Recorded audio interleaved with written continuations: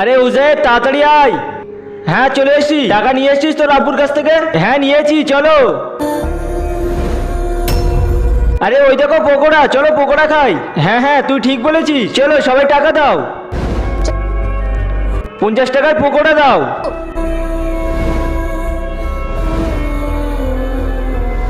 পকোড়া খেয়ে তো অনেক ভালো লেগেছে, এখন কি খাবি? ওই দেখো জুসের দোকান, চলো গিয়ে জুস খাবো। ভাইয়া 4 গ্লাস জুস বানাও। ঠিক আছে বানাচ্ছি। আরে ভাইয়া টাকাটা তো দিয়ে যাও। আরে ভুলে গিয়েছিলাম আমি, তোর তো এক্ষুনি 500 টাকার একটা নোট দিয়েছি, এখনো 350 টাকা পাবো আমি। কিন্তু স্যার তুমি তো টাকাই দাওনি। কি টাকা দেইনি? বন্ধুরা তুমি যদি জল খেতে পছন্দ করো তাহলে ভিডিওতে লাইক করে চ্যানেলটি সাবস্ক্রাইব করে দাও, আর যদি মদ খেতে ভালোবাসো তাহলে কিছুই করতে হবে না। আবে ওই মিথ্যে কথা বলছিস? আরে না স্যার তুমি সত্যিই টাকা দাওনি। মিথ্যে কথা বলছিস? তুই চুপচাপ টাকা দিবি না আমি পুলিশকে ফোন করব? না না পুলিশের কাছে ফোন করো না, টাকা দিচ্ছি। এই নাও ভাইয়া আমার বাবাকে ছেড়ে দাও। চল ঠিক আছে বেঁচে গিয়েছিস।